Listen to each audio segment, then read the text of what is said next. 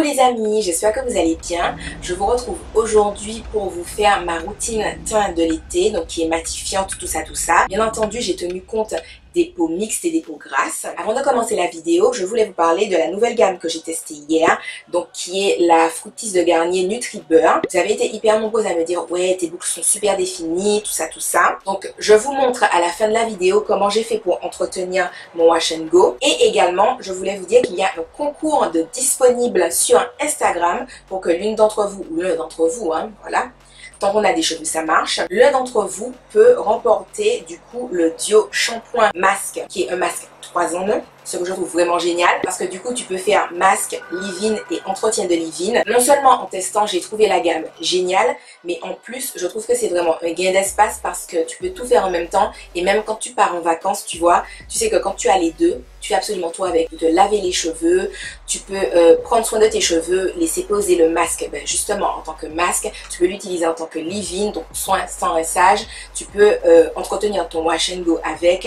Je trouve ça génial. Donc voilà, si vous voulez remporter cette gamme là, ça se passe sur Instagram, toutes les modalités sont expliquées, tout ça. Et maintenant, si tu veux savoir comment être Ataraya de la Bomba en été sans ressembler à un bol d'acra, c'est tout de suite.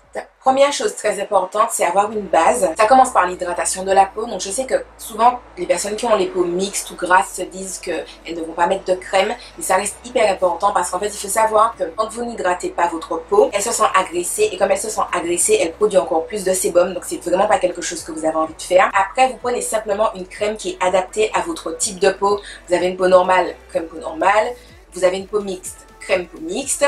Vous avez une peau grasse, crème peau grasse. Vous avez une peau sensible ou sèche, crème pour peau sensible ou sèche. Pour les personnes qui ont la peau mixte ou grasse, préférez les crèmes qui sont un peu en texture gel et qui pénètrent vraiment très facilement dans la peau et tout, mais ça reste très important d'en appliquer quand même une. Moi j'ai la peau sèche, j'ai déjà appliqué mon huile anti-sèche. Je vais appliquer un peu par dessus vite fait l'huile somptueuse anti-âge de chez Miracle que je vous ai déjà présentée. Alors aujourd'hui je fais vraiment double hydratation parce que comme je fais une routine vraiment matifiante pour que vous puissiez voir et tout, c'est pour que moi à la fin de la journée ma peau ne soit pas en train de décéder de sécheresse ou quoi que ce soit. L'idéal, si vous avez le temps, c'est de laisser votre crème, votre huile pénétrer dans votre peau 5 à 10 minutes. Bien entendu, si vous êtes dans le rush du matin, laissez tomber. Ensuite, toujours dans la base, on va passer à un produit qui a proprement le nom de base. Donc, je vais utiliser la base matifiante Laura Sims, qui est anti-brillance.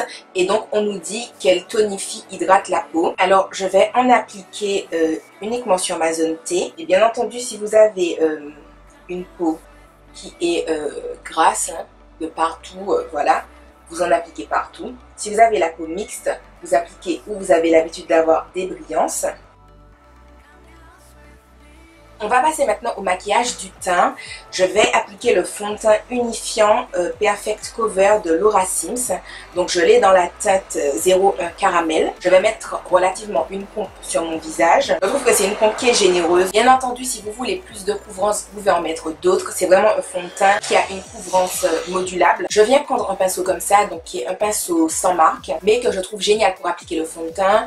C'est un petit peu le même type de pinceau de buffer brush, des Real Techniques par exemple. Et pour être sûr que mon fond de teint va bien tenir toute la journée, je vais humidifier légèrement mon pinceau avec le Fix Makeup de chez Clarins. Mais bien entendu, vous prenez n'importe quel fixateur que vous aimez bien. Personnellement, j'aime beaucoup celui de chez Clarins. Le Fix Plus de chez MAC, je ne trouve pas qu'il fixe. Il y a le Mist and Fix de chez Makeup Forever que je trouve top. Le fixateur de NYX dans des moindres coûts est plutôt sympa. LA Girl également, qui est aussi dans une gamme de prix beaucoup plus abordable. Et il y a aussi le fixateur de chez Meron, donc c'est une marque de maquillage professionnel, mais le fixateur coûte pas des masses, voilà, je ne crois pas qu'il dépasse les 10 € sur le site Beauty Joint. Et je viens tapoter. Quand vous tapotez, vous apportez plus de couvrance sur l'endroit où vous êtes en train de mettre le fond de teint. Vous pouvez rajouter une pompe de fond de teint pour atteindre la couvrance que vous souhaitez. Moi, je vais prendre mon Mineralize Concealer de chez MAC en NC45 et je vais venir appliquer le produit où j'ai des petites taches que je veux camoufler. Je viens prendre ce pinceau qui est un Lauren Luc. Donc je l'ai déjà dit, c'est une marque qui est discontinuée, voilà. On ne la fait plus, mais vous voyez un petit peu la forme du pinceau et je trouve que c'est absolument génial. C'est mon pinceau préféré pour faire ce genre de choses là.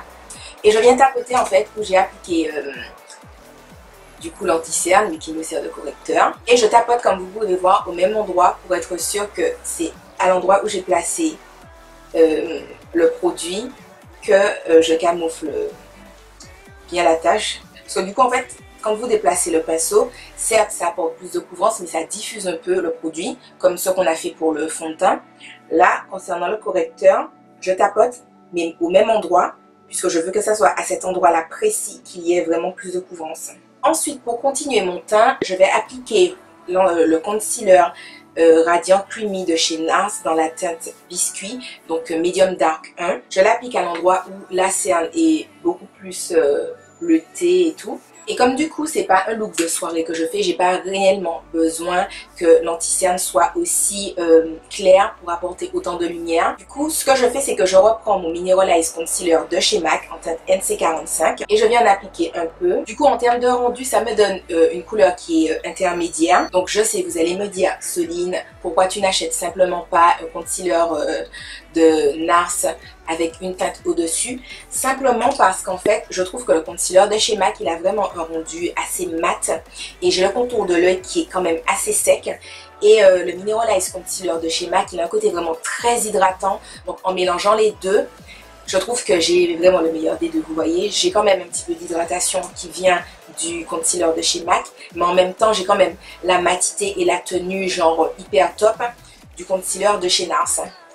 Et en même temps, j'ai de la luminosité et une teinte qui correspond plus à, je vais pas dire plus à ma carnation, mais qui est plus, qui fait plus maquillage de jour simplement.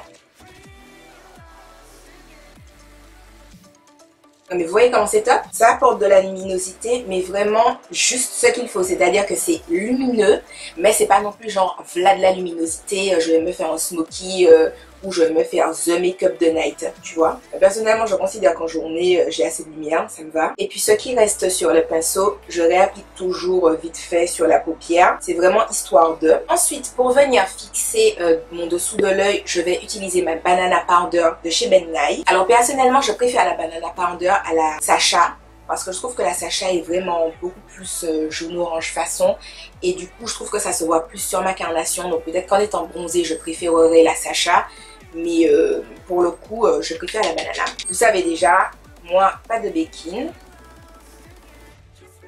Je poudre également ma paupière.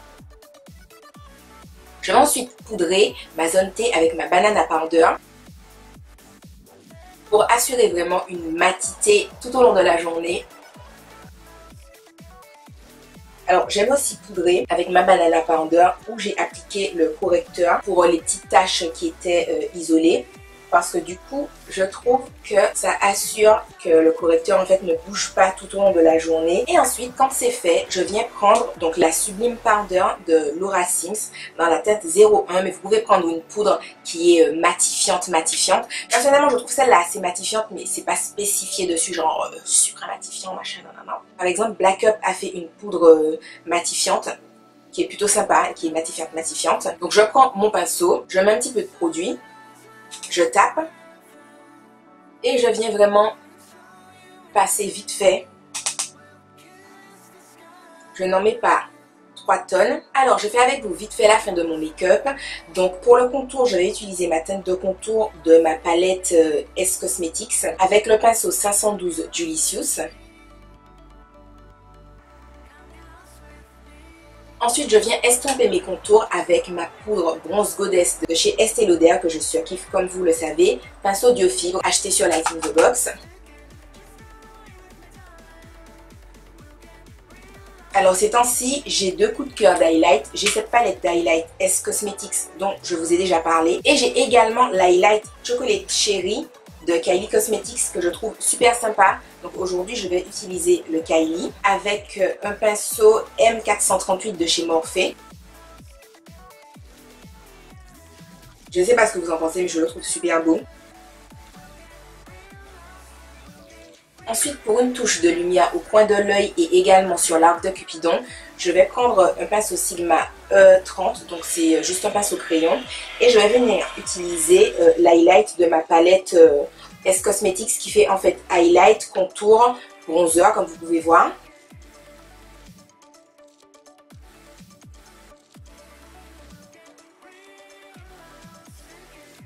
Alors je vais me recourber les cils et appliquer un mascara bleu turquoise. Donc il s'agit du 01 de chez Kiko. Donc vous avez pu suivre ces derniers temps que j'ai été vraiment à fond dans les mascaras colorés. J'ai découvert le Sweetie Betty qui est un bleu de chez MAC. Donc, je l'ai déjà porté 2-3 fois et comme ça. Alors en fait il sèche plus foncé que la couleur que vous pouvez voir. Je vous mettrai une photo. C'est également le mascara que je portais à la Natural Hair Academy, d'ailleurs avec cette robe là en plus. Je me suis également maquillée avec le mascara violet de Serge Luis Alvarez. Donc cela, je vous mettrai aussi une photo pour ceux qui n'ont pas vu mes photos sur Instagram ou qui n'ont pas suivi les stories où j'en parlais. Aujourd'hui, pour changer et pour vous présenter une autre marque, j'utilise celui de Marjorie, donc qui est le Kiko et qui est super bien. Elle le porte depuis un moment et je trouve qu'il est vraiment sublime comme mascara.